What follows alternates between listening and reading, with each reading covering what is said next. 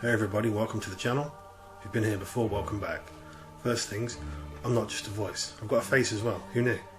So today I thought I'd show you one of the methods that I use to flip samples and loops into unique melodies. I'm going to start by cooking up a quick loop, orchestral drill style, then flip it using the method and turn it into a unique melody. Then to prove it can be done with just about anything, I'll pick another sample from my collection, drag that in, use the method to flip that into a unique melody as well, then pick one of those two and turn one of them into a beat. If you're new around here and not subscribed, please consider hitting that subscribe button and the little bell next to it. It really helps me out and you'll never miss an upload. With all that out of the way, let's start flipping some samples. So first I've cooked up a quick loop. I went for the classic elements. I've got strings in there, a solo violin, a bell and a choir. So for the strings, I've gone for a simple G minor chord across the first two bars. Then drop down the bass note 4 semitones, as well as dropping that middle note down 1 as well. I then dropped the bass note down an additional semitone for the 4th bar. For the violin I kept it simple, and kept it to notes within the chords where possible, and if not, making sure I kept within scale. And then I just messed around with the note length and placement until I was happy with it, and thought it sounded nice alongside the strings. For the bells I've kept it nice and simple, I've just followed the root notes of each chord, but I've raised it 1 octave as I thought it sounded nicer up there. For the choir, I followed the same chords as the strings for the first 4 bars. I've done the same thing for the second 4 bars, except I've copied the bass notes and lowered them down an octave, and I've also taken the middle notes of the chords and raised them up an octave for variation purposes. I then put each instrument into its own mixer channel and levelled them so you could hear them a little bit better. This is how it all sounds together at the moment. Not too bad for a quick and dirty melody. I'm now going to arrange it quickly into a 24 bar loop, as the more variation we've got in the loop to start with, the more varied and unique the chops are going to be. So you can see here I've just got the strings and choir playing for the first 8 bars. Then I introduced the violin. And for the final 8 bars I've introduced the bell as well. I'm now going to bounce that out to audio and then we can start chopping it up. Okay, so now for the chops, and here's the sauce. You're going to need Arcade for this, but if you don't have it, you can get a free 30-day trial. So what you want to do is click on the little person icon and then click on your samples. Once you're here, you can drag any sample you like in, but in this case I'm going to drag in that loop that we just made. Once you've dragged it in, click on Generate Kit, Arcade will start slicing it up. When it's finished, you'll get this menu. From here you've got lots and lots of options. You probably aren't going to like the way it sounds right now, but you can click on each of the notes and see the chops that Arcade's made. In the wheel in the centre you've got 6 sets of presets, and each of them come with their own set of 4 sliders that you can turn up or down. In addition to that, you've got 4 different methods of slicing: standard, stretched, shifted and chopped. I've gone for classic haze in this case and turned down most of the sliders apart from the colour one, and chosen the stretched method. One thing to mention is it often gets the key wrong when it guesses it, and I'm not sure how to change it as default. It's not the end of the world, because if you know where you are relatively, it's okay. So when you choose to go up 1 semitone, down 1 semitone, if you know where you started, you're okay. But it is confusing because it will label it wrong. If anybody knows how to change this, please let me know in the comments, because it would be really useful if you could change it. Anyway, that aside, you can change the name of the kit here if you want, and when you're happy, press save and play. Okay, now you've got your kit created, you can start to play with the chops and make it sound how you want it to. What I like to do is listen to each individual chop, find the ones that I like, find the ones that I don't like, and make changes to those, so I end up liking the way they all sound. So click on the note of the first one. If you like it, move on. So work your way through until you find one that you don't like the sounds of, and then start to edit it. So in this case it's the 6th one that I don't like the sound of. It's way too fast, it's way too short, it's not really doing much, so I'm going to change it so that I can actually use it in my loop. To do that, click on the little section above it, and this brings up this menu with a ton of options. So first off, you can see why it's so short. It's just taken a tiny bit from the sample.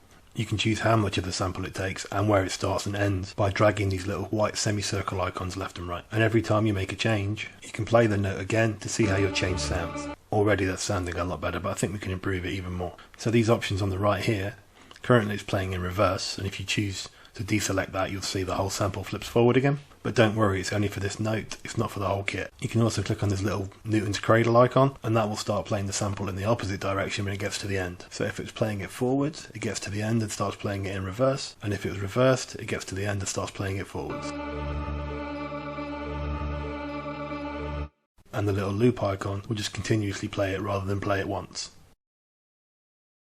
If you're feeling really adventurous, you can go inside these other menus, such as Modifier, Edit, Mixer, Automation, etc. You can even play with the macros individually and really customize that sound. In this case though, I'm quite happy with that, and I feel I've given you a brief rundown of how to edit your sounds and get them how you want them to sound. So I'm going to move on and edit the rest of the kit so we can start making a unique loop out of it.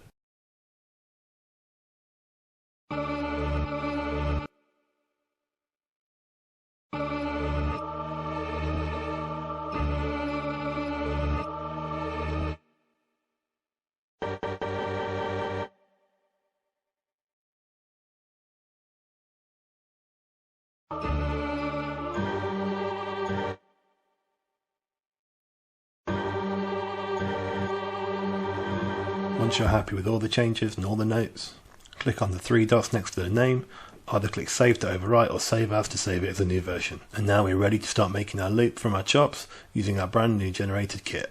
It's worth noting, as you're playing around with the chops, you might want to increase the attack or something similar on one of the notes, or maybe go back and extend or shorten it, or change it to a different playback mode such as loop, single, or the Newton's cradle back and forth. You can do that in exactly the same way as you edited the chops in the first place. This kind of fine tuning is necessary, I feel, as sometimes the transitions don't sound right from chop to chop.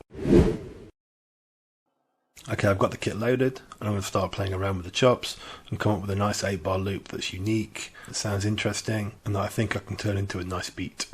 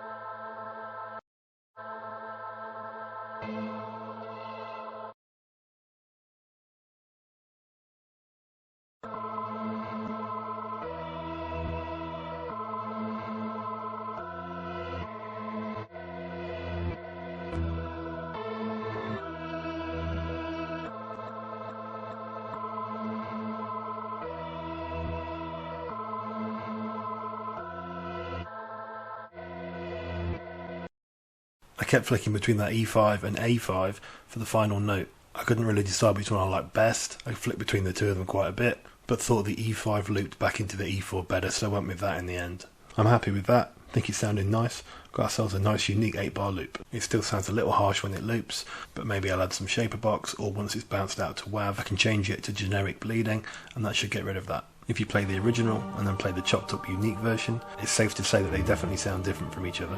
You could use that same loop, generate the kits differently every time, and get different sounding loops time and time again, depending on how you play with the chops, what processing you add, etc. The possibilities really are endless.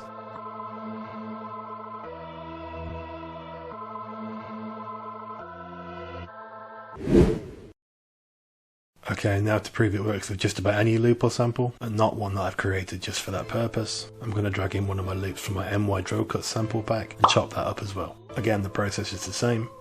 Drag the sample in, play with the chops until you're happy with them, save and play the kit, rename it if you like, and then you can start using it inside the piano roll and finding your chops.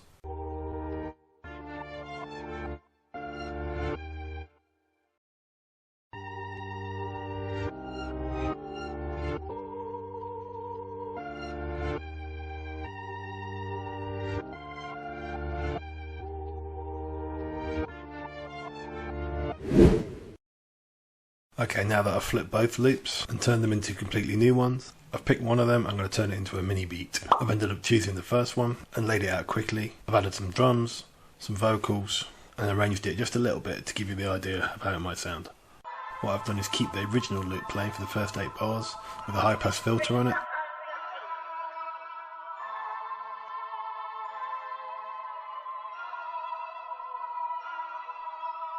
It then transitions nicely into the flip version with just a counter snare and snare on it. This first 16 bars kind of serves as an intro before we get to the drop. Then I've got the flip loop playing along with those new vocals and all of the drums at once. I like the contrast between the first 8 bars of the original loop and the flip versions, and even though it's only a small snippet of a beat, I really think it's starting to sound nice, and it would turn out fire if I turned it into a full beat. So that's pretty much it for this one. Hopefully you got something out of it and picked up some techniques of how to flip samples in your library into unique versions. If you did and got something out of it, leave a like and a comment. If you're in the market for some dark orchestral drill loops like the one that I used today, or in fact the exact one that I used today, you can get your own copy of MY Drill Cuts from the store over at my website RazorSharpe.com. I'll make sure to leave a link in the description so you can check that out along with my other free and paid kits. And if you're not subscribed, please consider hitting that subscribe button and the little bell next to it. I'm always uploading tutorials, drill remixes, beats, breakdowns and more, and if you hit that bell you'll never miss an upload. If you're still watching here now, I appreciate that, but seriously, go and find something better to do. So until next time, stay safe, be productive, I'll catch you on the next one.